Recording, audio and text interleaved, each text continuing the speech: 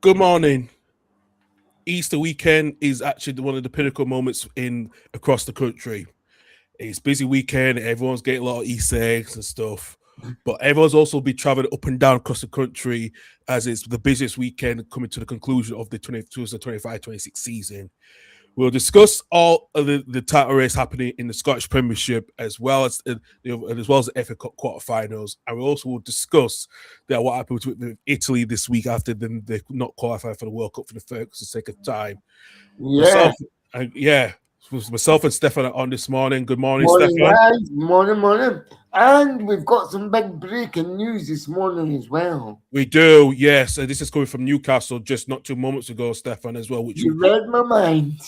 which we'll discuss shortly as well. And we'll also discuss what's going on at Chelsea with Enzo Fernandez and Matt Cucurell's comments as well, which the former has been given he's been dropped for 2 games by Levy, which we'll discuss more about that as well.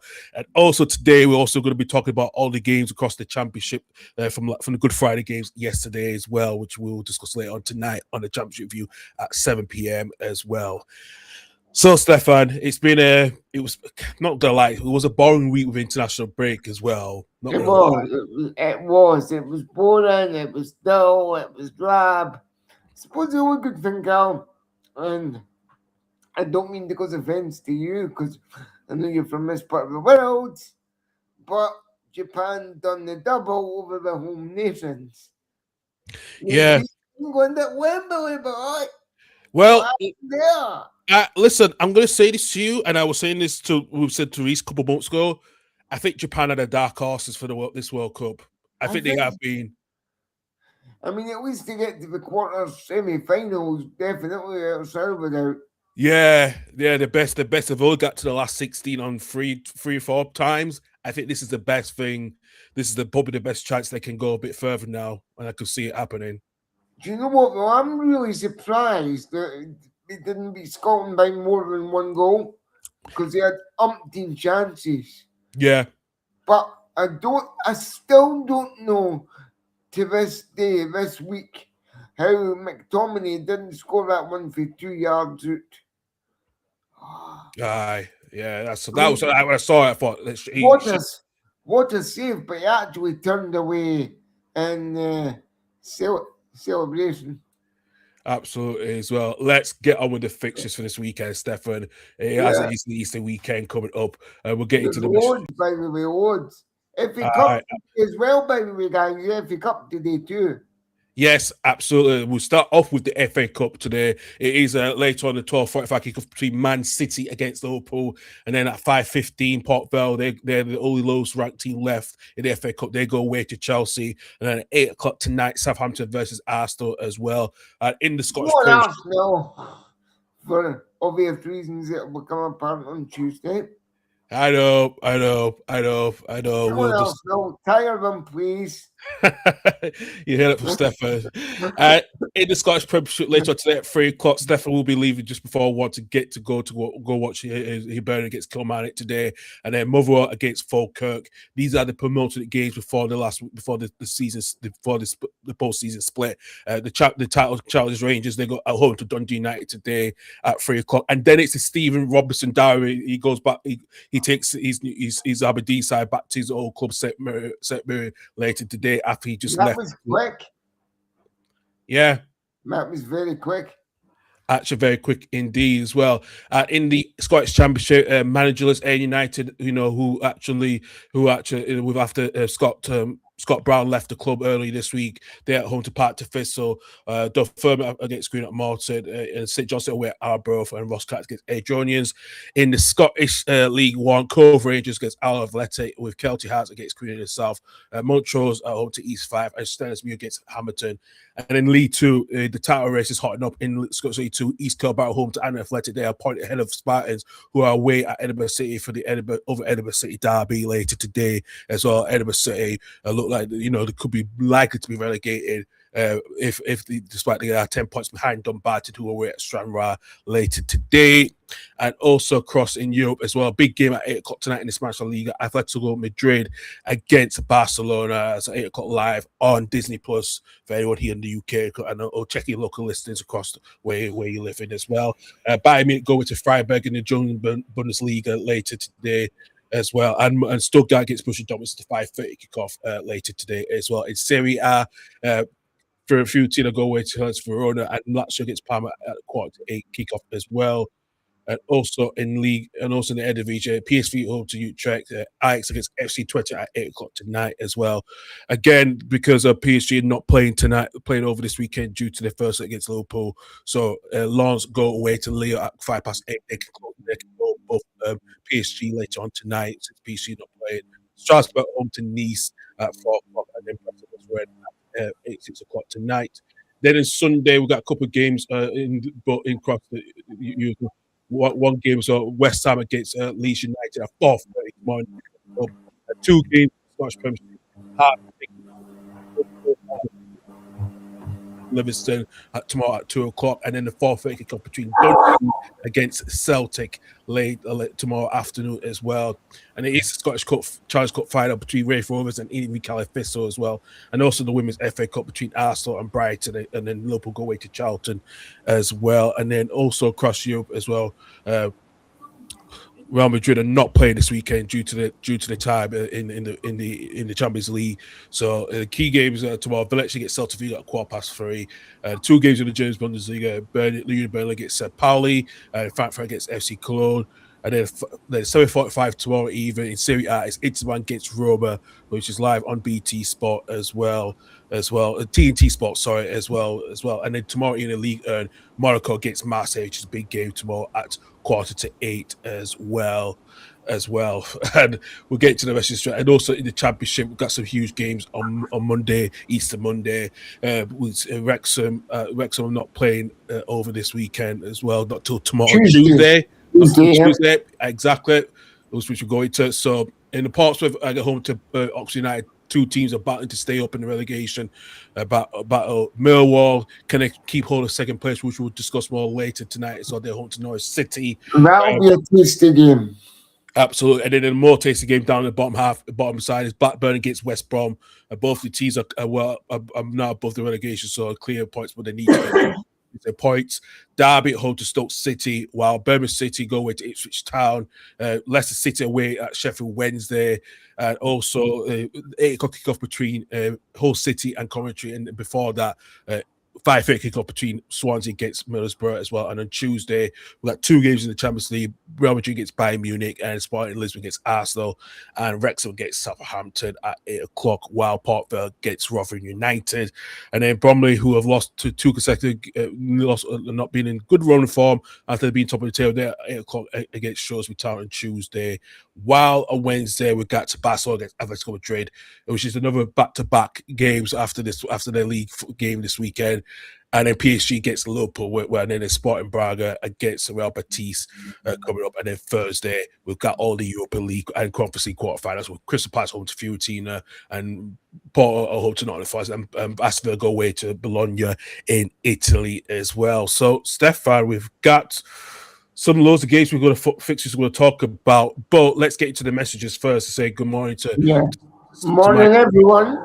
Yep, and you also loved your appearance in Scott's squad as well. So yeah, thanks, Michael. And also, he's also mentioned the most surprising and that appointment of Roy Hodgson being appointed by Bristol City after 44 years. Yeah, but give him his due. He won away yesterday. Exactly, he did as well. Annie, who does the championship review, was most surprised. Very, very surprised indeed. Good morning, Niall. I know you're hoping he's a big Motherwell fan. Yep, he's a big Motherwell fan, so he's looking hopefully to do well today. And Doug, come on to our resident Doug as well. Yep, come on, Livingston. So you won't like that, Carl. Trust me, you won't like that. I know. He's looking forward to this game too as well. I think he's trying to go to you a bit. I think he's trying to wind you up, mate. I know he is. I know. I'm keeping calm. Don't worry. Michael, I tell you what. Why don't you let Annie do his take on it tonight? If you want to join, if you want to listen to us at 7 p.m. tonight, we'll do. Come on the championship review, Michael. You always do, and you'll get Annie's take tonight. I won't be Absolutely. there tonight, guys, but I'll be there on Monday evening Absolutely as well. because it's a Yeah. double dose this week. We are double dose this week and back to back. Yeah. Oh, yeah. Ooh. And even Doug Oh, thinks, Doug, you think tomorrow's a tough one for Hearts? Why? With all due respect, Doug, you're effectively back in the championship anyway. You're just playing for time. yeah, absolutely as well. Right, let's get into some big breaking news. Actually, that when they Massive. have been on Sky, yeah, we have lost four last four times we've been on Sky. Well, Actually, that's true, Doug. Yeah, that's true. But you never know. Right, guys, the big breaking news. Other than Gino Gattuso getting sacked by Italy this week, which we'll come on to in a few minutes, but the big breaking news from this morning, about what half an hour ago now, I would say, is that Kieran Trippier is set to leave Newcastle at the end of the season after, I think it's 150 appearances for the club from when he signed back in 2022. Obviously, his greatest achievement is winning the EFL or Carabao Cup with the club, their first trophy, major trophy in 70 years. So, yeah, so that's a big breaking news this morning. As to where he'll end up, I don't know because he is becoming older. He might drop down a level to a good top end championship team, maybe your Ipswich or your Hull City. I don't know. mm. We'll just need to wait and see.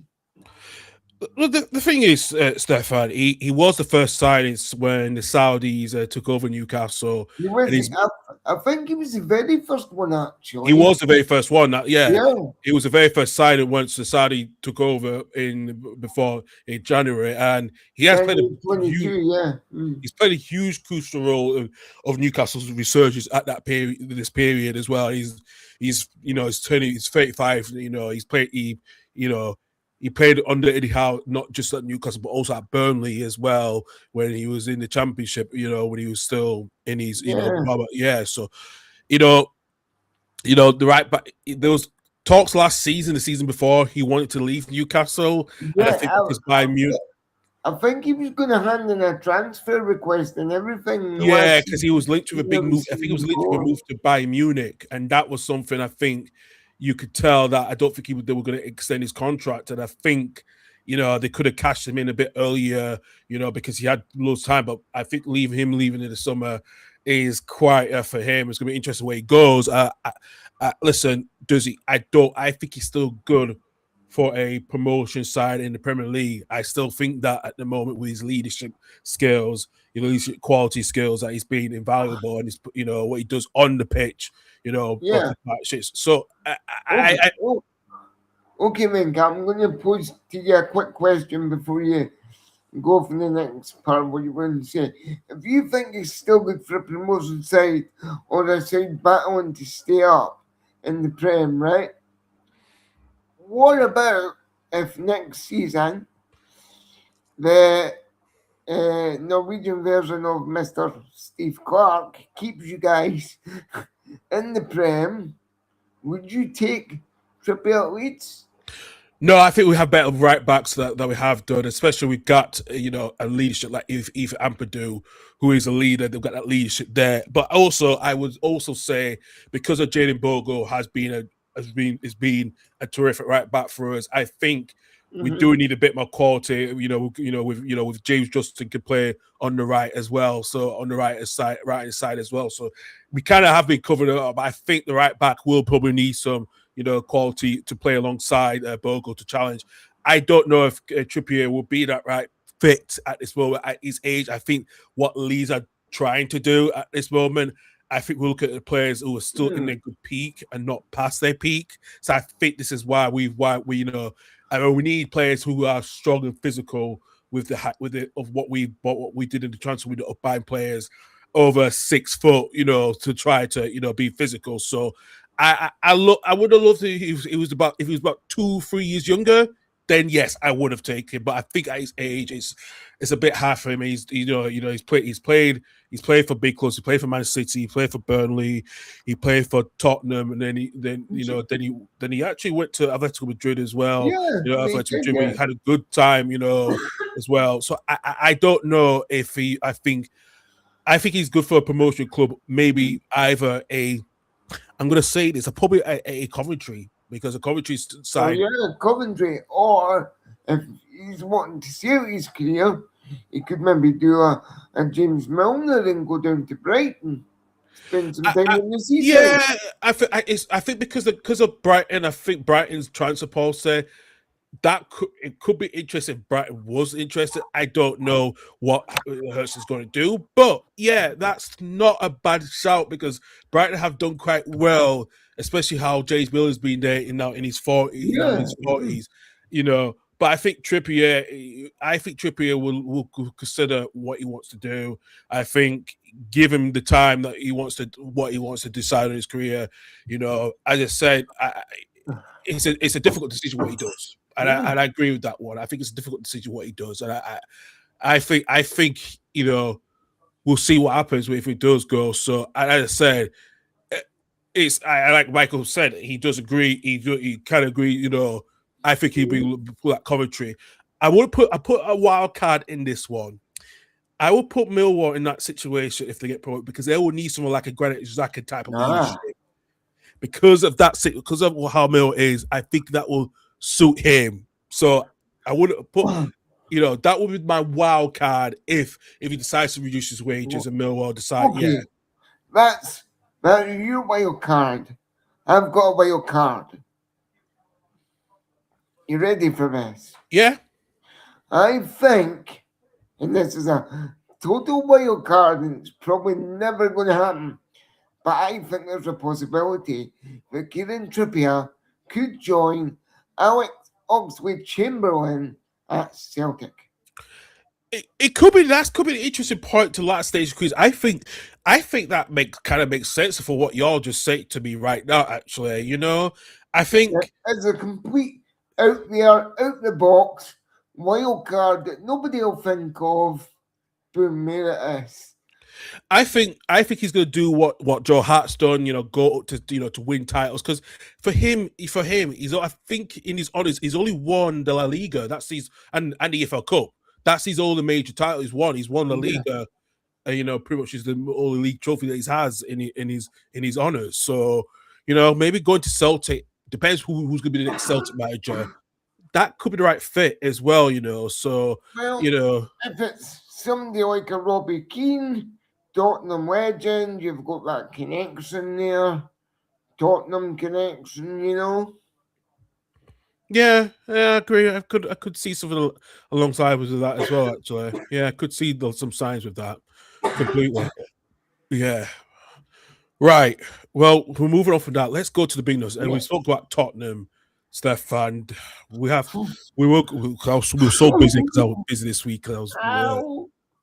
But Tottenham have appointed Roberto De Zerbi on a 5-year contract, and for me and you, they've just signed their own death warrant. To me, that's it done. Season over, season finished, championship football next season. yeah, I have my concerns about this one, and I know. I wonder why.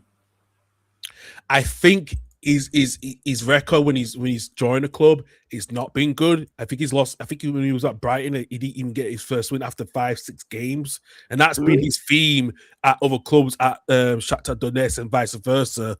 Yeah. But can I ask you this? Is this a worry for you for what Tottenham taking a risk on him now when they could have waited till the summer? Yeah, it's a worry because first and foremost, it's a 5-year contract that's been penciled. So I reckon he'll leave about 6 to 8 months into that. Just my own personal opinion, my own views. Nobody else is nobody influencing me. So I think Tottenham's going to have a big payout when they eventually get rid of him.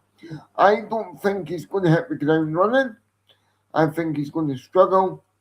Bear in mind, it's not his squad.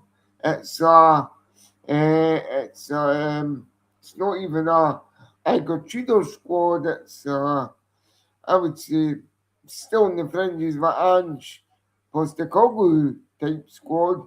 Even though we've had managers in between, it's quite clear that the players don't have fight installed in them. So in that respect, he's got a big job in his hands. And don't forget, there's a lot of backlash, especially from female fans groups of Tottenham, because over the Mason Greenwood situation to Marseille. Yeah, absolutely. So where at times, it's been times points being opposed by some fan groups of remarks have made about the former Man United player who he managed and signed at Marseille. Sorry, Carl. Just to break, we've got team news for Liverpool, Man City just flashed up. Well, we'll bring that in a minute. I'll finish this, keep this brief as well. And you can, news, by the way. All right. That's fine. So Greenwood faced charges of attempted rape, in control and conceived behaviour during the before they were dropped in 2022. De Zerbi told the Spurs website, "I never wanted to downplay the issue of violence against women or violence against anyone more broadly. The 46-year-old that he always stood up for those that need protected. I constantly fought and taken the side of things at most risks. Those who know me well will know that I'm not that kind of person who may compromise to win more games or win the extra title. I am sorry if I offended everyone's feeling, but with this subject matter, I have a daughter. I am very sensitive to these things. I always have been. I hope that over time people will get to know me better, understand that moment I didn't mean to take a stance." No. If you didn't mean to take a stance, why did you say something when you just said you have a daughter? Yeah, did not think about your daughter before you backed him. Yeah, oh God, there's pictures of them on the training field, guys, on my TV. Oh my God. They've literally signed their own death on here. They play Sunderland next Sunday, obviously, because of the FA Cup for some clubs this weekend. So we play next Sunday, and I can see Sunderland winning that. See, Michael Brown thinks I don't think it's bad news, Michael, for Leeds, Forest, or even West Ham. It's not. No, it's not bad news. In actual terms, it's good news for Leeds, West Ham, and Forest, because it'll give them a chance to pull away. And I'm not saying that to be horrible or nasty or anything against Tottenham fans, because I'm not. It's just true fact. You've hired one manager out there that, why would you hire him? Exactly. Why? Yeah. You should be going, if you want to survive, you need someone that knows the club inside out, like a Robbie Keane, Harry Redknapp, whoever, Tim Sherwood. I don't care. You should have got one of them in the door to get the club through to the end of the season, like what Bristol City have done with Roy, and then go for a new manager after that. Yeah, I agree. I agree with that one. I don't know why Spurs decided not to do that when they had the option to do that. And the other thing is, why have we given him a 5-year contract? That's ludicrous. It is ludicrous, and actually, we're going to get someone's perspective on this. Good morning, Reese. Morning, Reese, boy. You're on mute if you can't hear us. All right, 1 second. Yeah. Saturday morning. He said that Val says it all there. Oh, hopefully get Reese to hear him as well. So get his take on this.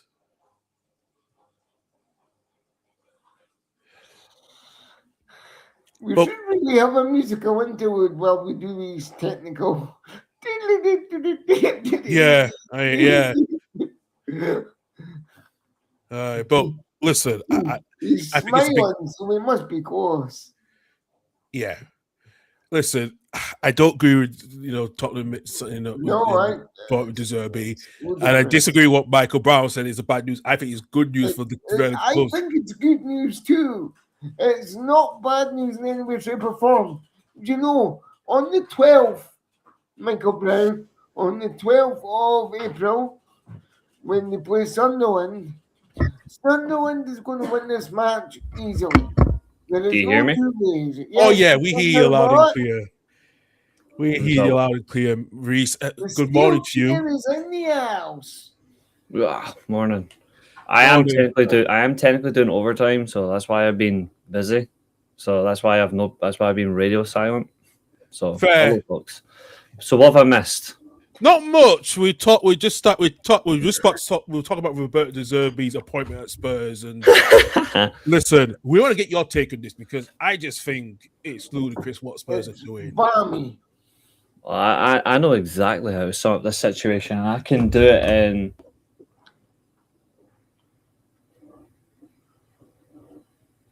I can do it in 10 words. Okay. Okay. Shit. Tottenham are a fucking dead club. Who fucking cares now? Exactly. Thank you. Yeah. I want nothing. I Well want done, nothing. I want nothing to do with Tottenham. I don't care about Tottenham.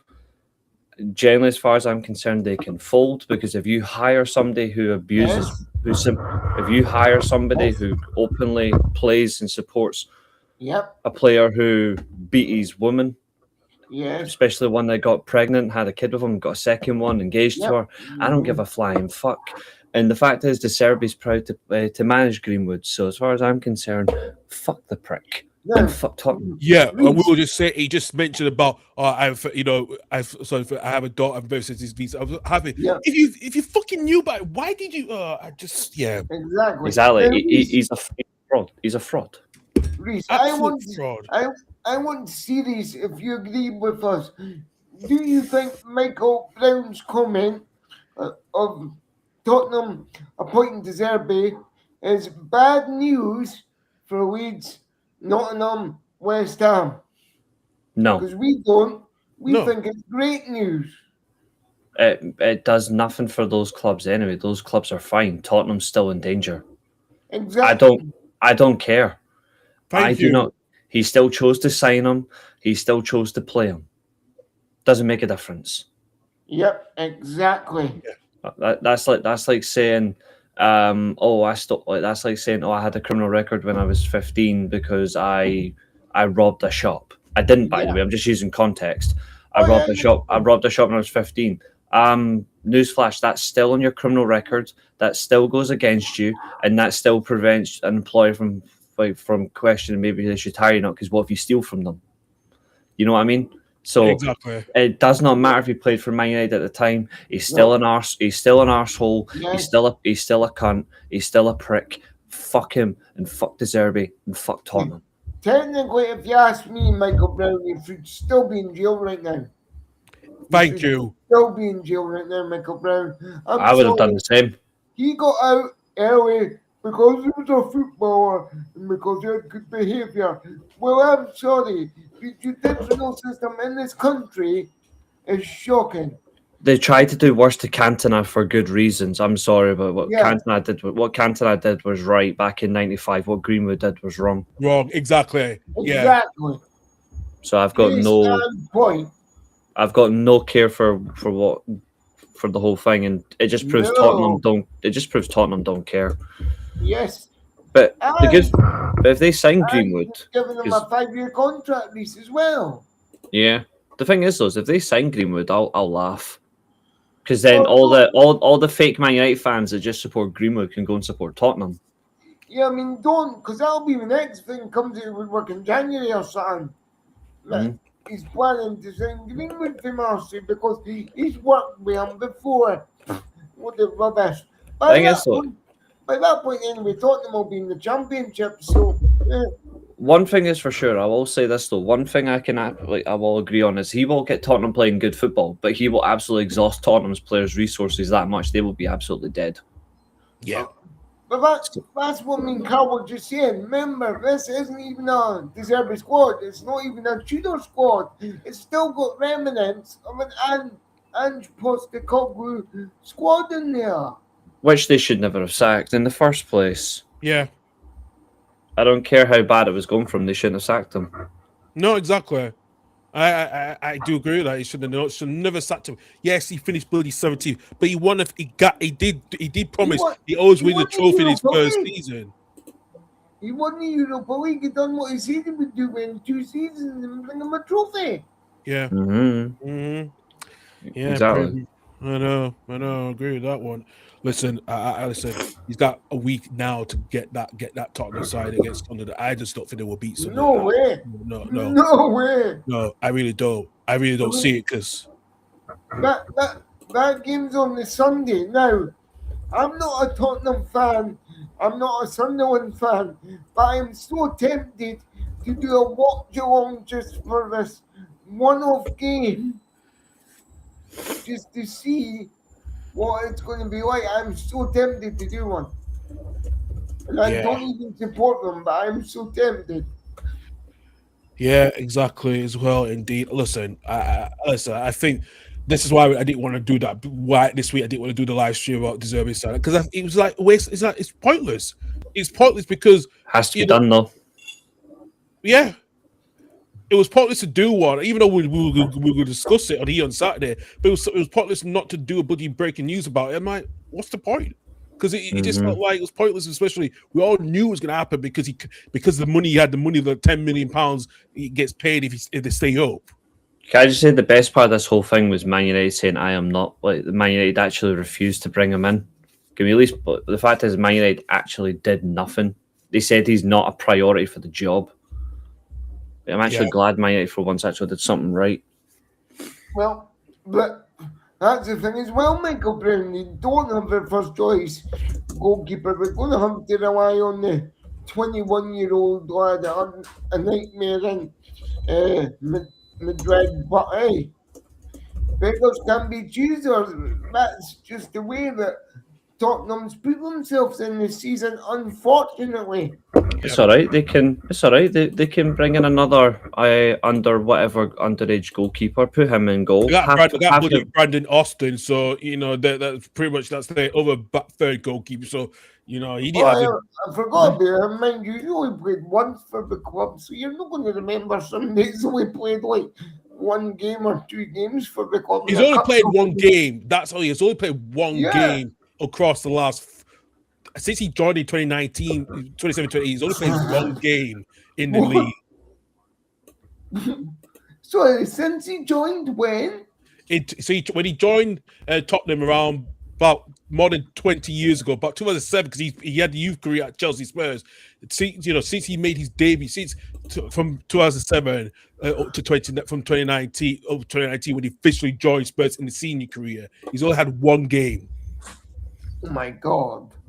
I think, wait a minute, I watched that game on TV and he was awful. It was in the FA Cup. No, the one game that he did was after Nice Club, he made his first debut of beating Newcastle and he was awarded man of the match 2-1. I wouldn't have given him man of the match for that. I watched that game and he wasn't that good. So in that respect, Tottenham's definitely going championship. Yeah, when they lost to Newcastle. Sorry, he was one of the man of the match when they lost to Newcastle. I'm just, I don't know. I mean, that tells you something. If you lose the match 2-1, but yet your goalkeeper, I'll emphasize, your goalkeeper gets man of the match for keeping the score level respectable. What? This Tottenham situation is no finish by a long shot because there's going to be something else. It comes out the woodwork the moment he goes into the dugout on the 12th. There's going to be something else that comes out in the woodwork, lads. I don't know what it is, but I'm calling it something else is going to come out the woodwork here. Yeah, I wouldn't be surprised because it wouldn't be surprised with the protests. There's gonna be protests outside Tottenham Hotspur for the remainder of the season with this situation. Now they've added another issue, another situation they didn't want to be in, which is gonna get out of control. They're just as bad as Watford and all that for managers. Yeah, exactly. Yeah, and they deserve it. It's their own fault. Like end of the day, they allowed this to happen.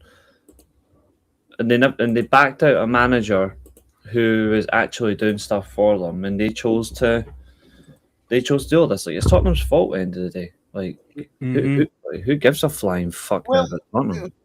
as we said back when he resigned, Daniel Levy must have known. He must have known there was something happening in the background there. Because why would you resign from a post that you've had for nigh on 20, 25 years? Well, I think he was. It looked like he was forced to resign or got the sack. It's one or the other. So he can't, in a way, he got forced. And I don't know what's been going on with the Joe Lewis or Inc.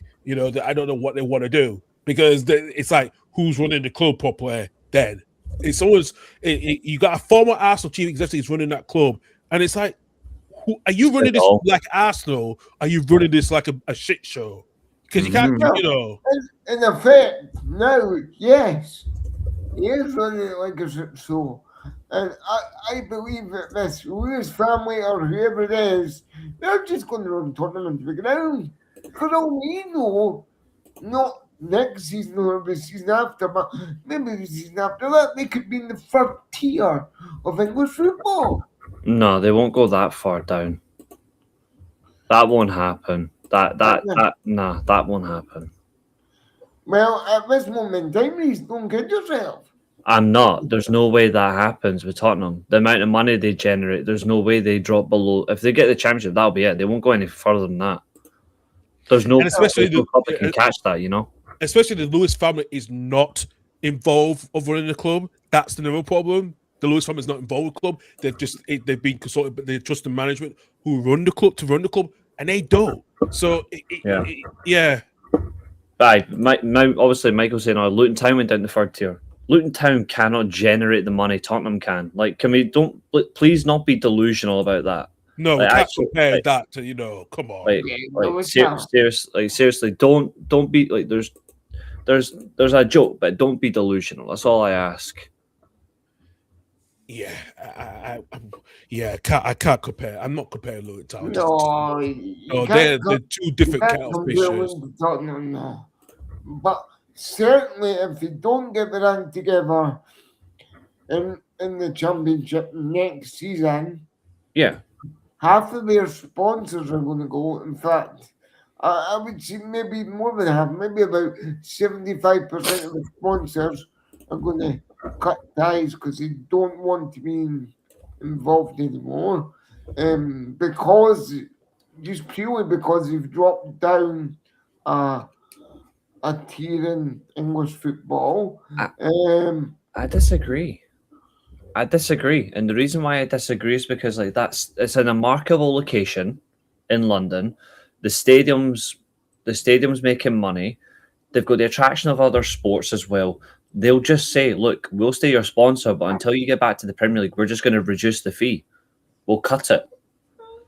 Yeah, we could do that as well, but over what's going on in the background, though, if something else does come out the woodwork with this bringing De Zerbi as manager, then it actually wouldn't surprise me if one or two of them says, you know what, we don't want to be associated with you anymore, just purely on an ethical value. Yes, you're in a good location.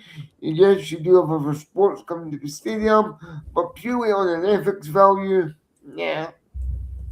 Yeah, I agree as well. It still won't make a difference in the sense that they'll still have, like, Tottenham will still have XYZ, it won't derail them in that sense, but they need to get their shit together. They really do need to get their shit together. You're not going to believe this. So this came out last night, which we did see. Southampton have appointed Matt Letizia as an advisory role to support the club's board. Good for them. That's a smart move. Good for them. Somebody who genuinely cares about the club. Yeah, as long as he don't spread other shit like he always been doing the last couple of years. But that's the only thing. Well, yeah, but he played for them for how long? From 1986 to 2002. Yeah. So yeah, good move. I remember he could have went to like a Man United or whatever. Like, he had the offers, but he chose never to go because Southampton are his club. Aye, absolutely as well. Listen, let's move on from that. Let's talk the biggest elephant in the room. And Reese, we got to talk about Italy. And Yeah, well, we've got an Italian expert in the house now, the weekly steel chair. So, Reese, we're Reese, giving this to take it you. away. And before you take it away, not qualified for 3 successive World Cups. For you, a club for Italian, for a nation that's just won, that got through to play fucking cricket in the 2020 World Cup, and somehow the football team couldn't even get even further, get even qualified, while the Italy qualified, participated in cricket in the 2020 World Cup in India, and actually did decently all right actually, because they were very competitive, but they can't be competitive with against Bosnia. Or, well, they only beat Northern Ireland 2-0 for fuck's sake. Yep. In years gone by, that would have been like Italy 6, Northern Ireland now. I ain't surprised. Over to you, buddy. Take it away. I honestly ain't surprised when you think about it. The reality is there's so many things wrong with Italy that it's no quick fix. The issues stem a lot deeper than just the man who's being blamed, Gattuso, which is a bit of a shame. Like, the reality is that Italy have got... They have to go back and basically revamp everything. They have to go back and sort the grassroots. They have to go back and sort the younger national teams, like the under-23s, the under-18s, all that. They need to go and sort all that. They need to go back to grassroots. They need to go back to fix the youth team sector, which, to be fair, for club teams, they need to get more Italian players into the first team squad, and they need to stop thinking that they're a different country. I am sick of it. See, luckily the Germans are being a little bit smart and they're getting back to what brought them to the dance, but the Italians need to go back to what made them notoriously successful. Defensively strong, counter-attacking football, and can dominate by pressing you high up the field and turn you over quickly in transition. They are not a team that's built on short passing, tiki-taka, perverted football. That's for the football perverts called Spain. Yeah, from the Italian newspaper, Tutto Sport, via Tutti, everyone away, everyone out, as well. We've seen Tutti a Casa, everyone away, everyone, everyone's got to go. It's all over. Yeah, it's a Dello Sport. Kind of going back to the days of bloody James Richardson of Football Time bringing the newspaper, just to show that, it's still disgusting. Despite the fact that it's Gazzetta dello Sport, the fact is they still have 2 WWE logos on it. Jesus Christ. Yeah, I know. Okay, change up the times. It's not cool anymore. But I'll say this as well. When you look at the Italian squad, there's no good wingers anymore. So Italy has strikers. Yeah. Italy need to stop. Well, to be fair, Moise Kean actually thinks a good striker, but they do need more. Italy need to stop playing. They need to stop playing a system that includes wingers because they don't have any. Politano, he's a decent winger, but he's not a great winger, and he's been played at wing back, which makes no sense. For me, the Italians missed the trick. They let Ancelotti go to Brazil. They should have gotten Ancelotti, who is phenomenal with tournament football. Right now, when I look at the Italian squad, there's too many central players, and there's too many fullbacks that are wing-backs and wing-backs that are fullbacks. The Italians need to play a 4-4-2 diamond, get defensively strong and compact, and just counter teams as much as they can. Until they get an influx of wingers, they shouldn't be playing wingers at all. So they can't play a 4-3-3. They can't play a 4-2-3-1. They can't play a 3-4-3. They have to play either a 4-4-2 diamond or a 4-3-2-1 with 2 centre forwards behind a main striker. or play 2 number 10s behind the main striker with 3 central midfield players. It doesn't work any other way. I could fix the Italian squad in 5 minutes. Like, that's how easy it is. But they are so overcomplicated. And the worst thing about it as well is they've allowed that Gravina, the FIGC president, to stay in power too long, and now he's resigned, especially when Gattuso and Buffon have now walked. They should have kept Gattuso involved in the running, but not be the head coach. And they should keep Buffon because Buffon actually gives a shit. Yeah. Oh, and they should have listened to Baggio in 2012. And everyone's been saying that, and it's like you're 13, 14 years too late. You didn't listen to the guy who laughing. You laughed at him, and he's laughing back at you. He's laughing at because he was bloody right for what he said in that 900-page document of what the Italian football needs to do. Yep, you can't use Mancini's European Championship win with them anymore because Mancini just understands tournament football. You can't use that against Baggio because regardless of that, they still underperformed. Now, I've seen the names for the job. Allegri, stick to AC Milan because the fact is he makes Milan competitive and dangerous and they could still have a chance of winning Serie A. Conte, no. Doesn't make sense for an Italian squad now anyway because there's nothing that fits his team of football unless he plays a 3-5-2. And quite frankly, what's the point? Mancini, I understand, but if he only gets the job back, he's got to play the diamond.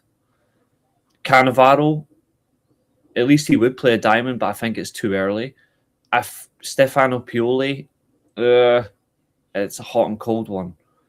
I think personally they should try and get Inzaghi out the job out of Saudi Arabia. But apart from that, I don't know who else they go to. They have to play a 4-4-2 diamond. They don't have any good wingers. They have to play with a diamond system. Quite frankly, I know it's ahead of the World Cup. They should let Ancelotti go to the World Cup with Brazil. And then after that, try and lure Ancelotti into the Italian national team.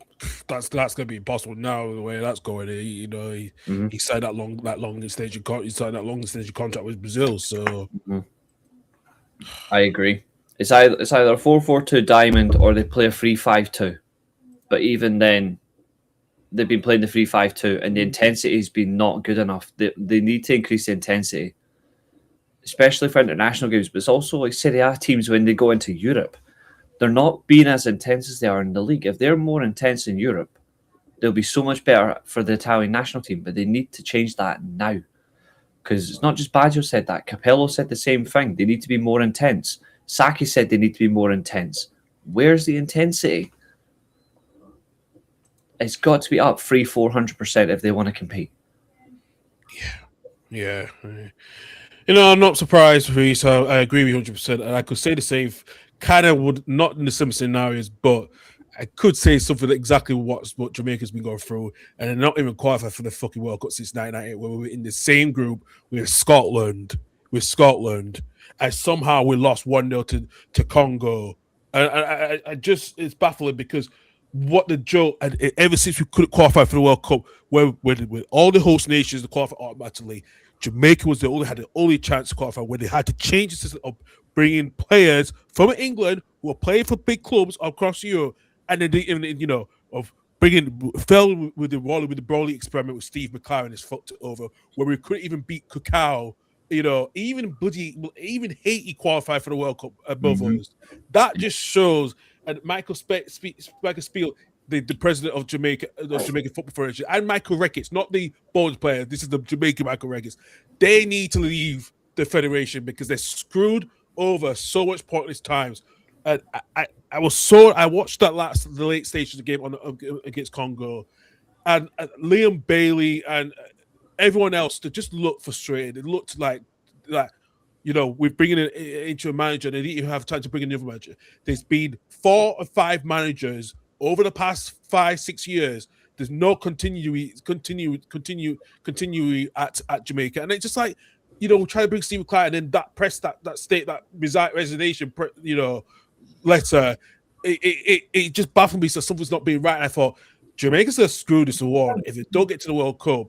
30+ years we're not qualified for the World Cup, and this was the only chance where the team has not been consistent. There's been a lot of rotation. There's nothing there, And the players, there's no, we don't see the players bonding of a good partnership. There's no partnerships there, and it's baffling how Jamaica had the chance to beat Congo, who have not qualified for World Cup for more than 4 or 5 decades, and yet it just surprises me how Jamaica have just blown this up completely. Exactly. I feel bad for you guys. I also think I'm saying it now as well. Not many people are going to like this, but Scotland are going to have a bad World Cup. I was joking the other day with one of my kiddos, and I said that for the moment they step off the plane and just fly back home. USA, Canada, Mexico, I says, well, you're best keeping the plane engine running because we'll be back on it in 3 days' time or 3 games' time. Like if warmed up, ready to go. With all this situation going on with our first game where there's 7 players banned for the opposition, if we don't take advantage of that and don't even win, we'll be embarrassing. But the thing that really annoys me though about going to the World Cup is we've changed a system that actually benefits the players, the 4-4-2 diamond, and we're not being intense enough.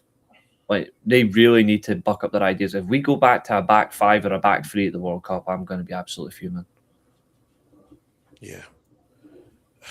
Like if I see Scotland play a back 5 against Haiti, for example, I'm begging Scotland to come home straight away. Yeah, no, agree. Yeah, I'm not surprised with that one. I would say the same thing with England at the moment, the way they played against bloody Japan. And I have to admit, it was Japan not bullied England. Bad, yeah. And people thought I was joking when I said Japan can get the World Cup semi-finals. We were just talking about that before you came on. Yeah. Yeah, I said that with confidence. And you did. And I said that we both said it with confidence. We both said it. We could see, I look at going back to Jamaica, I looked at the squad and the players are, and there was only one player that plays in Scotland, which is Richard King. He's had 40 appearances and he's played for St Mirror. The rest of the majority, the names I'm going to name, Andre Blake, he's been in and out of, for MLS, is for Philadelphia Union. Ethan Pinnock, Amari Bell played in England. Joel Labetudia for Coventry City, and then we got players who are playing in Jamaica or even Macedonia, and then one player's playing in Japan for Nagasaki. You have Jamal Lowe, Mason Clark, Bailey Kadimatri, Tyrese Campbell, Tyrese Hall, Isaac Hayden, Bobby Dicova Reed, Casey Palmer. Casey Palmer probably had a good game and he looked frustrated, and I felt sorry for him because he's probably was Jamaica's best player for that game against Congo. Andre Brooks, who plays, Sheffield United. I'm just thinking, how are we not building this team, to be more consistent? And we're not in Jamaica. We haven't been for years. And the managers that we've had the last, and I'm gonna go back to everything with, probably Theodore Whitmore, twice in charge of Jamaica. Wilfred Sheller, Paul Hall, Marion Gordon, him Gammerson, who's now coach of Bloody Republic Island, Steve McLaren, and Rudolph Sped. Michael, I know Kirk didn't have a team that qualified for the World Cup. Fuck's sake, Doug. Fucking hell. Doug, I'm not laughing. That is shocking. That is shocking. But I think Doug will agree with me, though. I think Doug will agree. Like, if Scotland want to play the 4-4-2 diamond at the World Cup, they've got to be on it for the start in terms of pressing and be intense. Because if Scotland are not intense at the World Cup, they will get sent packing. And it's no coincidence that Japan. The fact is that Scotland played well against Japan, but it was the right result. Japan deserved to win, and I've seen a lot of English fans saying that they should have beat Japan. I'm sorry, but on what evidence have you got to prove that you should have beaten Japan? Japan were the better team, both games. The only difference is, unlike England, at least Scotland know how to keep Japan out for more than 80 minutes. England can barely last 25. Yeah. Michael, I hear what you said. They never had the World Cup and they had this watch. I get that, but there's a thing why Curry can't qualify for the World Cup, because what they did, they changed their policy of when Dick Advocat came in. We'll bring in our Dutch qualification. Yeah. Yeah. It's a good point as well. Doug says it's Netherlands, Sweden, Japan, Tunisia as a tasty group. I'm going to go on a limb right now, and I'm going to call it Japan, Sweden win the group, Netherlands Japan win the group, Sweden comes second, Netherlands third, Tunisia fourth. Yeah. Only because Yokozuna will probably get like 3 penalties and score them all. Exactly. Yeah, and I said, Curacao changed because they got the Dutch qualification, and they were able to bring players that was Tarif Chong, you ever know when he was at Man United, he's at Sheffield United. He's not even that good anyway. Like he's genuinely crap. Yeah.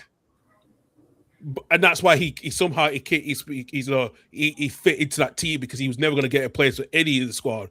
Look at it also, other players that have come from Curacao. One player from Rotherham who's in the bottom four. He played as well. So they found a way to bring players that had Dutch qualification, and they changed the policy because it worked. And that's why did they point at the cap, but also Patrick Kluivert and Gus Hinnink were part, trying to be part of that change to try to. That's what made Curaçao interesting, though. The fact is, it'll make Curaçao interesting because they're actually playing Dutch football better than the Dutch. Yeah. Yeah. So is Dick Advocat taking them to World Cup, man? Yeah, Dick Advocat's taking them to the World Cup. He's taking the World Cup, and then Advocat had to resign because he's helped his daughter. So, but at least I think Fred Rutten was even though he's worked with Advocat in the past anyway, he's now the the coach for Curacao for the World Cup. So that's the problem, and this is what I think. Who's the coach now, Carl? Sorry. Fred Rutten, who is now the coach for Curacao to replace the Advocat. He did manage Feyenoord, PSV, and Anderlecht, so he's got a bit of a good experience, experience, because he has managed he's managed Schalke as well too for that. So they should have got Hiddink, not Roran. Not disrespect him, but they should have got Hiddink. He's got more experience in international football with multiple nations. It would have been more beneficial. I would agree as well. I don't know if I think he's retired now, but would he get him out of retirement for this World Cup? I would have said yeah. Mm-hmm. So, he would have loved the challenge. Like, can you imagine Curaçao with under Gus Hinnink in the World Cup? Like, not gonna lie, but they'd be more dangerous under him than Dick Advocat. Yeah. Like, I've got mixed feelings towards Dick Advocat, but great manager, ruined the club financially, but then also beat the same club in a cup final, bastard. But the little general. he honestly tore up Scottish football in the most wildest way. Do you know this? Michael Brown said about 6 or 7 comments back. Yes, Doug told me about this the other day because so Ghana sat their coach just a couple of days ago. Yeah, I heard that because England fans are happy about it. England fans are celebrating this apparently. Yeah. Please don't go to Ghana. Don't ruin your legacy. One of the greatest international managers. Do not go. I beg you. So, Reese, question for you from Michael Brown about 6 or 7 comments ago now. Do you think Rangers can win the Premiership? It's not can they. They're going to. Although, from what I've seen, reports is if Rangers or Hearts win the league, Celtic are going to spend like 40 million in the summer. I heard that as well, yeah. And they can, to be fair, they can afford it. The revenue says, but we've already seen Rangers have already confirmed, the ownership have confirmed, if they win the league or don't win the league, they're going to spend at least 20 million minimum in the summer. So, if Hearts want to win the league, they've got to win it now. So if Rangers and Celtic spend big, it's over. Well, regardless of who wins the league this year, I do think Celtic need to spend this. No, Celtic need to go 40 million upward in the summer anyway, just to be back on a par with you two guys. It'll take more than money to fix Celtic, to be honest, even though Celtic... See, here's the funny thing, right? Rangers fans, Hearts fans, Aberdeen fans, Hibs fans, they've all got a right to protest about how their club's being run, right? Celtic fans have got no excuse. No. Look at the amount of trophies they've won since Martin O'Neill first got the job. They've won basically every single league title except for the 5 that Rangers have won in that period. 5 or 6 Rangers have won in that period. There is no excuse for Celtic fans to go, oh, we're upset about our spending. You allowed it to happen for years because you were winning trophies, you fucking muggles. Like, it's their fault. It's your fault. You allowed yourself to sign players for cheap and sell them on big money for profit. Like, that is what you are. You are a slut club for big money. That's what you are.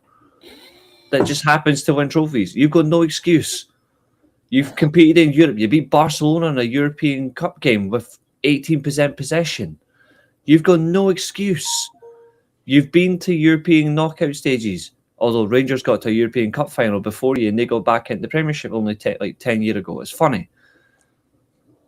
Like, Rangers fans, Hearts fans, Aberdeen fans, Hibs fans, they've got more right to moan about how their club's being run than Celtic fans. Yeah. They've dominated English football and not English football, Scottish football, and they couldn't even do anything in terms of European, in terms of go far. They ruined it for themselves because they claim to not be a Scottish club anymore. Well, there's an offering. If you want to be more of an Irish club, go play in the Irish Premiership. You wouldn't even dominate that, let's be real. Start acting like where you're from. Just like Rangers as well. Rangers need to act more like a Scottish club than think that they're English. Just act from where you're from. I'm sick and tired of all this nonsense. I'm sick and tired of like both clubs take each other for a ride. They barely play Scottish players anymore to get into the Scottish national team. Start taking that seriously as well. Because then maybe Scotland would have a decent homegrown team as well as a team that's playing abroad as well.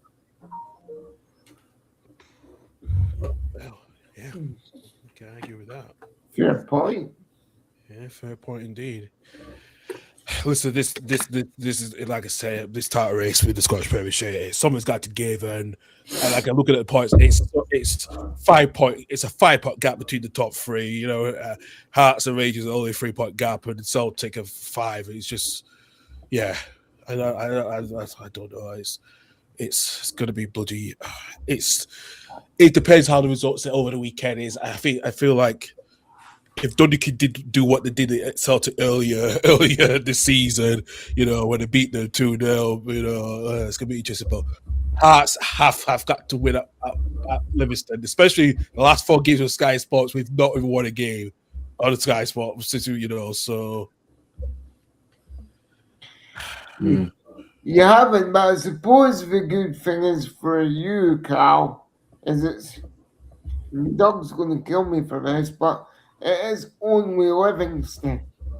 I know, and Livingston will probably could get relegated soon as possible because they ain't going to catch up to bloody Kilmarnock with what be 12 points behind. So, 12 points behind. So, to be fair, he says that, but he says it's only Livingston, but Livingston have embarrassed all our clubs in the last 5 years. Yeah. So you can't say only Livingston when we can just say the same thing as it's only Hibs. Like, what have Hibs done the last 10 years? Hee-haw. No, in about another month and 16 days, it'll be the anniversary, the 10-year anniversary of winning a certain cup. Right, the final that you fluked.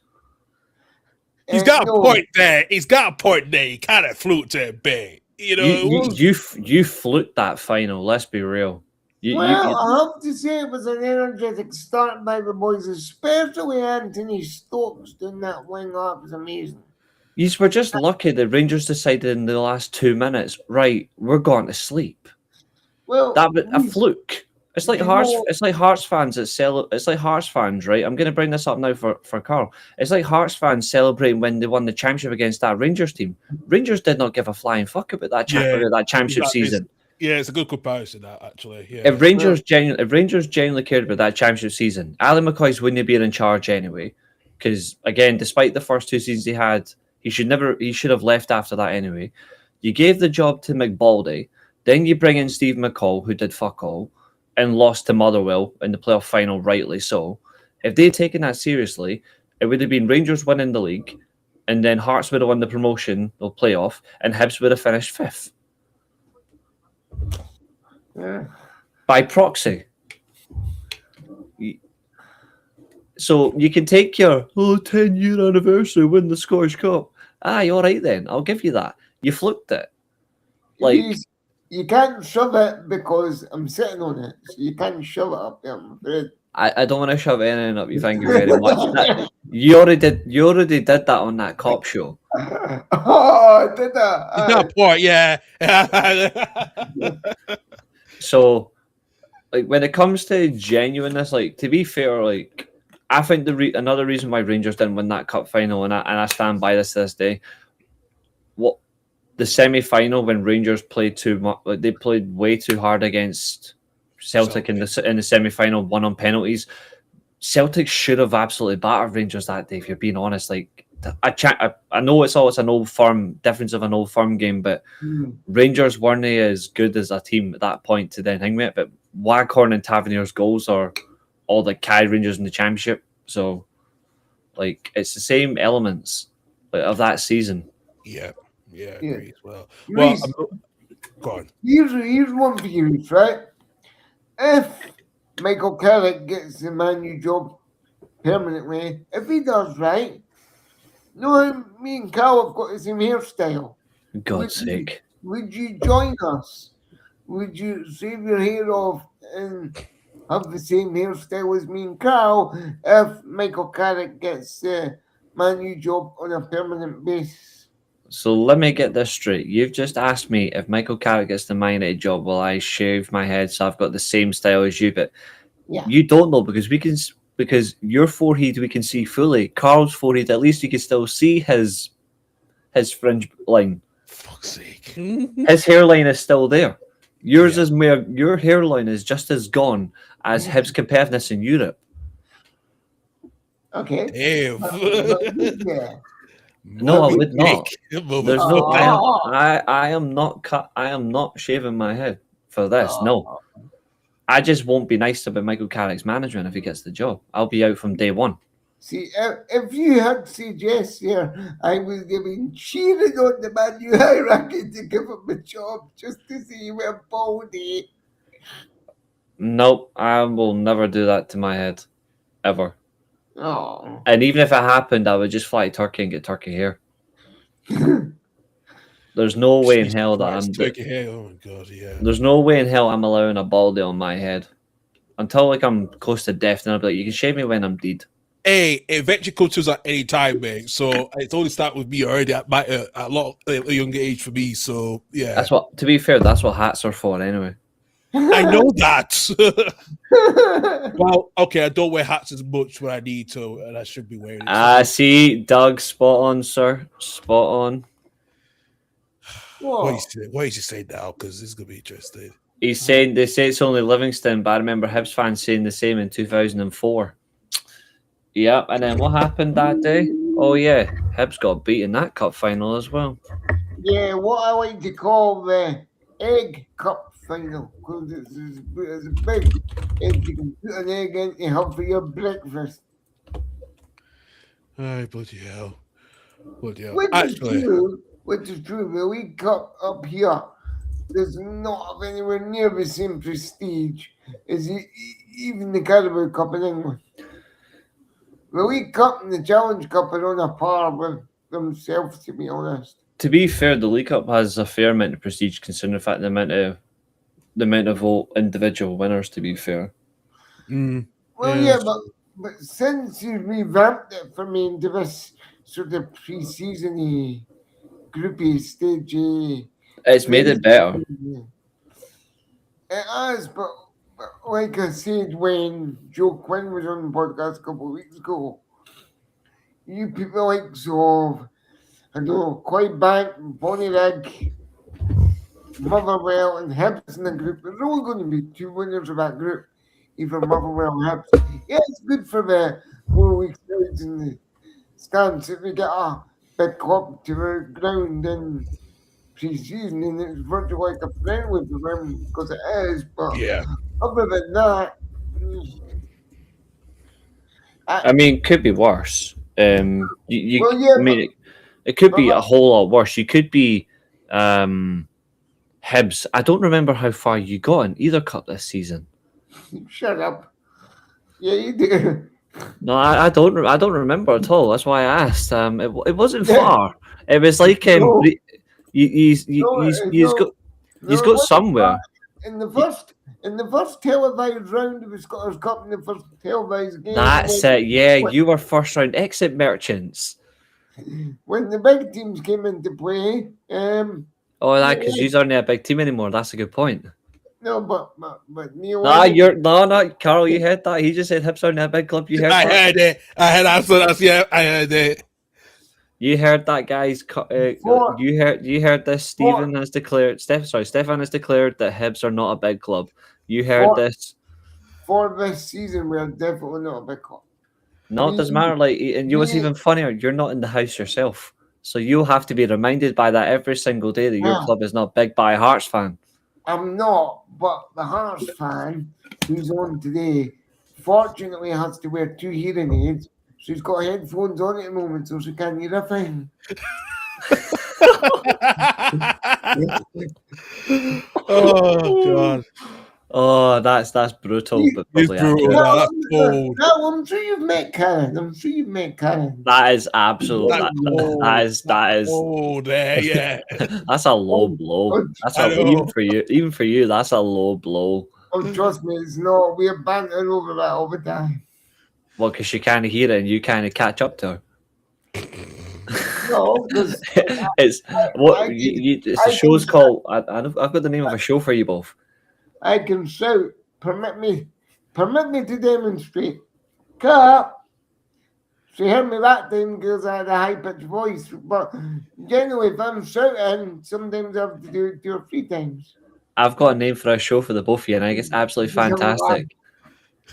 It's called Hear No Evil, Wheels No Evil. I said that. And I'm looking for hearing aid then. I said that too. Yeah, actually, that is good for like he don't even, we don't even. That's actually good fun, actually. Here's a good one. Karen, can you hear me? No. Get her back. What? Can you hear me loud and clear? Now I can, yeah. Here's one for you to remind Stefan. He's just claimed that Hibs are no longer a big club, so feel free to bully him today, please. Please. He said this openly. He said that Hibs are not a big club in Scotland. Wait a second. Wait a minute. This is gonna get good. She's putting her hearing aid. I can hear you. That's you screwed now. Dude. Yeah, That's you she's screwed. big time there. Yeah. It's all for you. She's even come and close to the camera. So say it again, Reece. Stefan has just declared on this show that Hibs are no longer a big club in Scotland. As a Hearts fan, please bully him. Please. Because this is absolutely fantastic. Aye, Hibs on there, big team though. Thank you. Thank you. Thank you. Not like us, Hearts. Oh no. That just takes it in a totally different direction. I would say Hearts are the 5th biggest club in Scotland. Well, obviously first two Rangers, Celtic. Rangers, Aberdeen. This season for me. No, it's just overall. Motherwell. Oh no! Motherwell have done well, but in terms of the biggest clubs in Scotland, it's Rangers, Celtic, Aberdeen, Dundee United, then Hearts. Yeah, I agree with that. Right, I agree with that. Then Motherwell, then Hibs. Yeah. Because they've actually done something in recent periods. I mean, it goes a long way, but Motherwell at least have won a league championship in the last 40 years. You haven't won a league in yonks. I would give you that, and I'll tell you for why. Because I'm honest and straight to the point. Well, that too, but I'll tell you for why, Reece. I'll tell you for why weekly steel chair. If I had one right now, I'd do a Seth Rollins and Paul Heyman right on you. And you'd be Paul Heyman, but never mind. You keep away from my groin. No, I'd be hitting you in the back with a chair. Oh. But To be fair though, how are you going to manage that when you can't reach? I'll get Carl to do it. Carl Maggie, would I'm not getting involved with that one. Don't include me in this one. No, I'm saying at this stage. Yeah, come on, almost. Hit him with the Hey, at 5'8", I am not as tall as bloody almost. Okay. To be fair, he is the almost of Noah. At least he's the almost.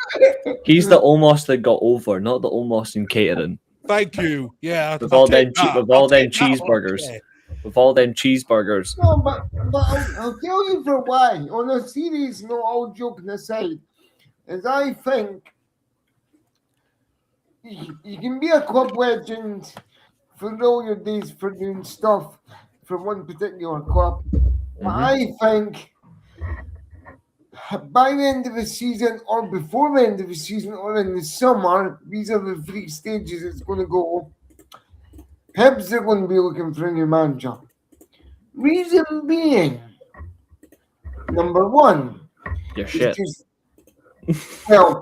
He's far too defensive and he can't even get that right. He can't even get the basic right of football.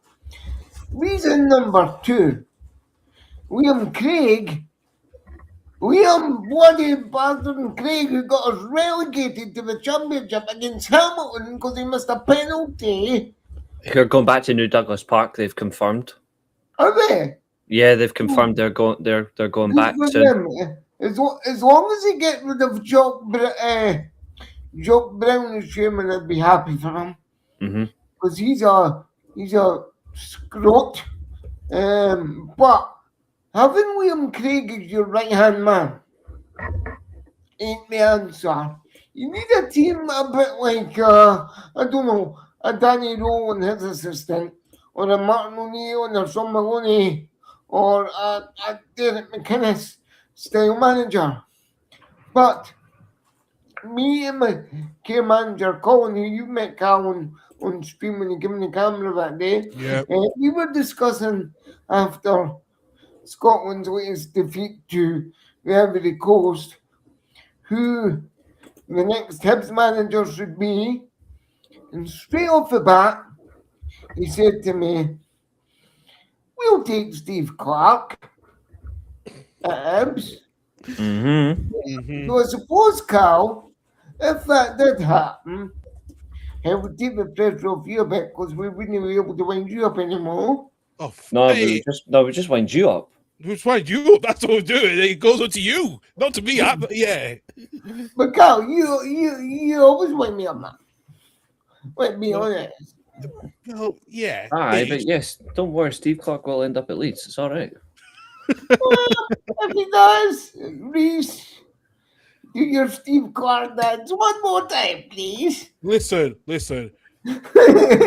here. Before we go anything further than this, because we know, 1, it's not going to happen as long as we stay on, and 2, I can see us getting Thomas Frank in. I don't know why it just fits together. Do you think? I mean, with Thomas, mind you, in saying that, here's one for you. How would Thomas Frank fare in the Premiership at a Hibs or a Aberdeen or a St Mirren, something like that? That's a good question, actually. Look, he's turned around, Louise. He's like, yeah. Oh boy, if you just get Thomas Frank, I will absolutely obliterate you. Well, Reese, I'll be totally honest with you. I thought in his long stint at Brentford, I thought he was a really good manager. He would generally turn Leeds into a Danish corner shop, and they wouldn't go far. Don't worry, we're not talking about the Danish corner shop. We're not talking about the Danish invasion up here in Scotland. Oh, he still wouldn't do well. Yeah. Like the Hibs and Aberdeen, St Mirren. No, Motherwell, because they're doing well on them. I think he would struggle. The reason why I think he would struggle is he would still require a lot of investment, even just to get the way he would want from his players. Like his genuine recruitment requires specific funds. I don't think he would do well unless he was in a top paying Scottish club. If I'm being honest, I think he would genuinely struggle. There's two things that need to happen to make Hibs better. For example, one is no. Well, Yeah. He said, well. He did say well. He did say it. in your eyes, yes, but not in mine. First thing you need to do is get rid of the Gordon family. Because God rest his soul, ever since Ron Gordon sadly passed away due to cancer, the running of the club and the recruitment in the club has been diabolical. Been I agree with that. I do agree with that. To be fair, Ian Gordon, his son, cannot run a football club. These are Leeds, for example. Jesus. These are Leeds in a green and white. Sorry, these are not Leeds. These are Leicester in a green and white shirt. Yeah. Thank you. Do you know what? This season alone, I would accept that. Because this season we have been so below par, it's been unbelievable. Now I'm looking at my window.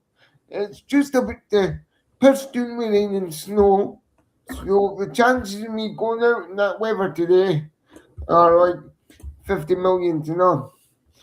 But at the last game, at the Livingston game, when we played them at home, Doug will laugh at this.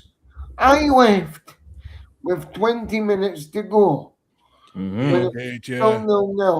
I left at 4:30. I was back in the house for 5:15. Now, normally at 5:15, I'm still on the bus. But the last couple of games have been so shocking. You just want to get out there and you're paying £340 a season.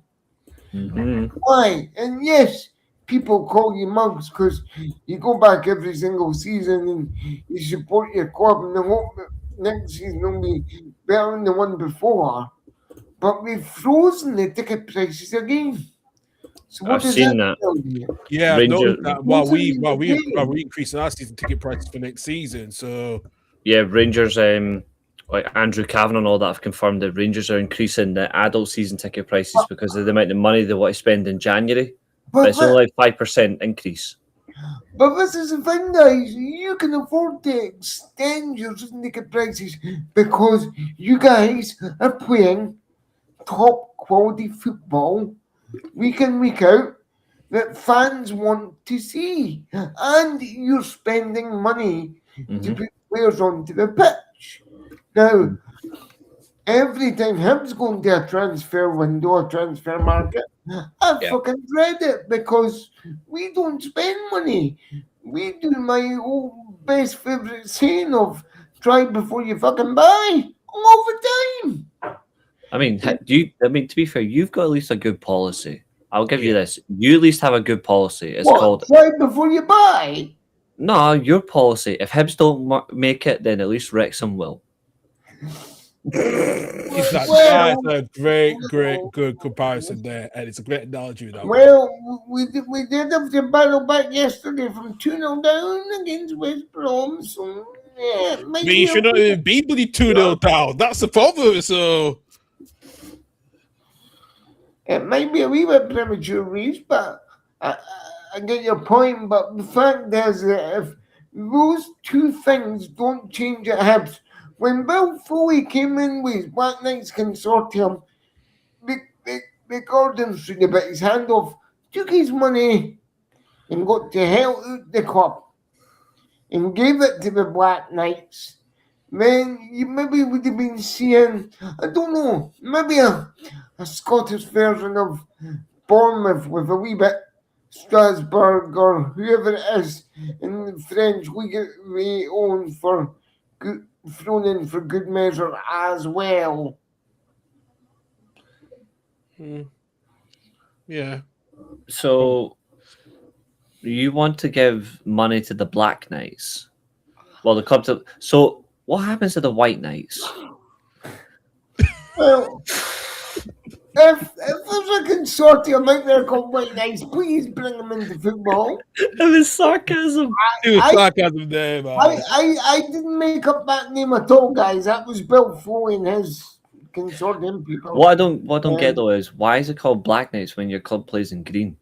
Do you know what, Reese? I have no earthly fucking idea why it's called Black Knights, my friend. Like it'd be quite awkward, right? It'd be quite awkward if it's like this is just a peace point, but it'd be quite awkward if it were called Black Knights, right? And every single person on that was black. Because then you'd have to go, we're not Black Knights, we are just the Knights. This is Reese's version. I was like, I'm signing up. CM Punk pipe bomb coming up. I was actually thinking about it. I'm going to read this. Yeah, this. But then what you could do is, if it was like that, the intro video played at every football game could be Grand Theft Auto, Leaf Edition, the Black Knights. I mean, no, I don't think anybody's buying that. No. It would be funny though. Not gonna lie, that would be absolutely funny. Because that's everyday life in Leaf. You're not too far off. Right. I mean, I lived there long enough, so yeah.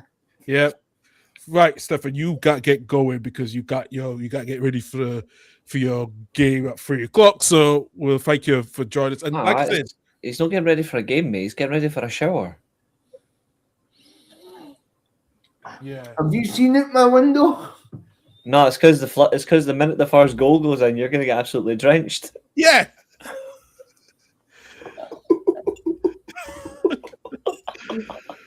That's for Doug. That one's for Doug. Yeah, he's actually. Stefan, we will see you on Monday on the championship review anyway. So, but like I said, have a good day today despite the game. And yeah, we'll see you back. Well, I will be on next week, but you'll be back on here next week with Reese. Oh, yeah, Reese, I'm setting up the stream, boys. So what time do you want to go for next week? Well, it's my last day as a 28-year-old, so it's up to you. Oh, it's your birthday. It is next week. Yeah, I forgot. Yeah. Next Sunday. Next Sunday. Oh, yeah. But hey, I'll be there. Like whenever my ADHD permits it, I'll be there. All right, fine. After all, diagnosed Thursday morning. So this is day 2 of the new regime. You've been diagnosed recently. Thursday morning. Since when? Thursday. Thursday morning. I only got the referral. I'm still bloody waiting for mine. I literally got the referral. Like I got the referral 3 weeks ago. Jesus, I'm still waiting for my since I started when my GP started in December. Yeah, I'm getting it from literally got it from my work. Yeah, got it within like 3 weeks. For your work, Yeah. I would never have known. Well, me neither. No, I wouldn't have known. So you got free work. Shani might need to do the same with work as well. Like, give me a quick referral because I'm not, Yeah, I literally I was needing it, so I got a referral, and then I got the assessment literally on Thursday morning. Got diagnosed combined ADHD. Fair. Do you know what? Because I've applied for my access to work stuff, so I'm hopefully when I speak to the advisor about it, I said, look, I need to be. I know I've switched to ADHD, so I need to now. Yeah, definitely. Yeah. Absolutely. Stefan, we'll see you next. We'll see you tomorrow. I'll see you Monday, my friend. Who are you playing today? Come on. Like, you might have a chance of losing 1-0. I reckon it'll be a bit free. Well, That's just being honest. I mean, truthful, because Hibs don't start games on the front foot. It always takes them at least half an hour, 45 minutes to. Hibs don't start games anyway. Let's be real. Well, for a game for Hibs, when they proper kick off, they kick off in the 60th minute. They only play 30 minutes of football. You know what he said? I'll give you that one. Yeah, I'll give you that. Absolutely. Stefan, this season, but I'll give you that. Remember, big clubs don't start well. But you aren't a big club anymore, so you've got no excuse. Yeah. Oh, how I wish tomorrow was April 12th. Just remember, I'm still waiting to see what this so-called difficult question is you two are going to concoct for me. So I'm still waiting. Oh and yeah. they could have gone all MJF You- on you if it was April 12th this weekend, but it's not. Well, you wouldn't be able to move along, let alone catch up. Oh god. Yeah. My wife, right? I'm going before you rip me a new one. I mean, it's not really hard. I mean, you're sounding like this on TV. You got ripped a new one anyway. It's not coke in my bag. It's just cookery. My little golf ball beside me. It was talcum powder. Talcum powder, indeed. Yeah. We've dealt with all sorts of things, but never somebody in a wheelchair running from us. Yeah. It's just the absolute best face. Officer, I'm innocent. Michael Brown, that's just for you. You're rerunning that just for you. Oh god. Oh my god. Hey, boys. Right, Seth, we'll catch you. We'll see you later. Take care. Yeah. Bye. Bye. See you later. See you later. Bye. Take care. Oh, good stuff with Stefan. I always have banter with him, especially often. Actually, before we finish the show off, we've got to talk about Chelsea's bloody comments they've had in the news this week. With everything, they recorded the largest financial loss. Then you have bloody two senior players criticizing the club's, Enzo Fernandez was not asked about the club in Real Madrid. He was asked about the city in Real Madrid. Yeah. His former agent, Javier Pastore, the former PSG player, said, but I'm surprised that somehow Liam is said to him, you're not playing in the FA Cup or against Man City, but not do it to Matt Cucurella, who came out as college. What is going on with Chelsea? It's like they can't even. So much shit is going on there. I actually don't know. Like, Chelsea are such a bizarre club. Like, the situation with them just keeps getting worse, and I actually don't know. Like, I'm perplexed by them. Like, I feel like they're designed purely just to shithouse everything. Like, they're a manic club, and I can understand discipline and Enzo Fernandez, but instead of banning them, why don't you just take the captain's armband off him then? If that's how you view it, why ban him for 2 games? He's not done anything. It doesn't make any sense.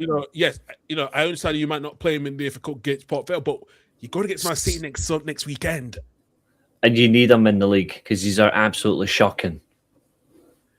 Like they need it, and Chelsea don't make sense.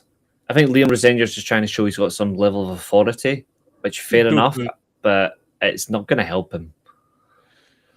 The fact we handles that, them thick glasses. So, I'm sorry, but you try to, Oh, it's so funny.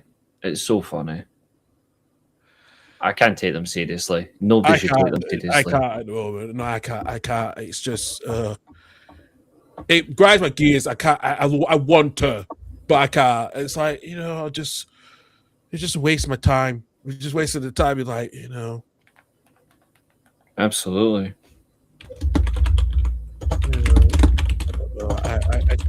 I question it quite a lot. I really do. I said it's a stupid thing. You don't ban Cucurella, but you buy Fernandez. What the fuck? And then at least my City said, at least Pep Guardiola said, listen, when on international duty, we can't control that shit. Exactly. Completely agree with that. Wait, they're Chelsea are fickle. At least Pep said, Rod, I understand Roger said, if you look, he said, I'm okay if a half a players that want to leave. I'm not going to hold them back. Yeah. Completely That's how agree. a manager knows, It's just their own thing. They haven't got a clue. And when it catches up to them, we can laugh because it's coming. Yeah. What a big bloody dork football club, eh? Yeah, absolutely as well. I'm not surprised. I'm not surprised at all. And nothing's happened much in the FA Cup between Man City and Liverpool. It's still nil after 23 minutes as well. There was a controversy that Man City should have had the penalty where Rachaki goes down in the box. It was technically by VAR, but it looks like Milos Kirker has got the toe end of the ball. So, yeah. Oh, no, okay. Yeah, and also before we finish, we got to talk about the war figure as well. Actually, Mo Salah's confirmed that he's leaving Liverpool a little bit a year earlier before he's end of his contract. And were you surprised this was going to come at some point as well? No, I said it was going to happen. I knew it was going to happen. The difference is Liverpool should never have kept him. They should have sold him last summer. They gave him a new contract, big money, and they'll regret it because they could have prepared properly to replace him. They didn't, so it just sums them up, really. It genuinely sums them up. Yeah, it does as well. And do you think Liverpool will find a replacement in the summer? And I do expect Cody Gakpo is going to be going as well because I feel like he's not been performing at his best. I don't know who they can get, but I think the smartest option now. Well, I think they can get a replacement. How they do so, I don't know. But could it go spend big again? And for what I'd be go get Michael Elise? Potentially. Will he leave Bayern though? That's the only thing. I would not leave Bayern, especially he's contender for Ballon d'Or. So exactly. It's a hard one for them, but long may it continue for the pain and suffering. Oh, yeah, very much. Absolutely, as well. Yeah, I'm not surprised with that as well. And also, I've been hearing this as well the last couple of hours. What's next for Diego Simeone? Because I don't know if the new ownership are going to extend his contract. He's got till next year. He definitely deserves a new challenge, but the fact that he's consistently been on top at Atletico for so long, I wonder, will he ever get bored? It's crazy because he's done so well, but the new financials of this takeover, David V on the board as well, I feel like that will go in his favour. But with Griezmann announcing he's leaving in the summer, they have to recruit big to replenish that squad. Yeah. They can't afford to lose Julian Alvarez now if Griezmann's leaving. They've got to now make the squad stronger. Yeah, they do. Yeah, they absolutely do as well. And I think they can. So, so do you think he will be there at Atletico Madrid beyond 2027? I think so. Unless another opportunity comes up that interests them, then I think so. Yeah, I don't think there's many jobs that would tempt him. I think the only jobs that would tempt him might be as the Inter job or the Man United job. I would say more the Inter job, but the Man United job. And I think because I remember there was a clip of him and Conor Gallagher, and I think he struggled with speaking English, and I think that's something that's going to hold him back with the language. Is the language barrier? To be fair, Man United players barely speak English that well anyway, understand it. So a foreign language would be fine by me. Yeah, that's true. Being another bloody Bielsa, but at least Bielsa, At least it would be defensively solid. It'd be hard to beat Man United. That's but when true. they dominate teams, people need to realize that Diego Simeone can get his teams to attack. But he's not stupid. In big games, he knows that he'll keep Man United defensively grounded. Exactly. He's always been on my short list of managers. Yeah, absolutely as well. I give that one. So I think so as well too, actually. So be interested as well. But you know what? As I said, it's Easter weekend, and I'm doing 2 shows today. Not this one. I've also got the championship review tonight at 7 p.m.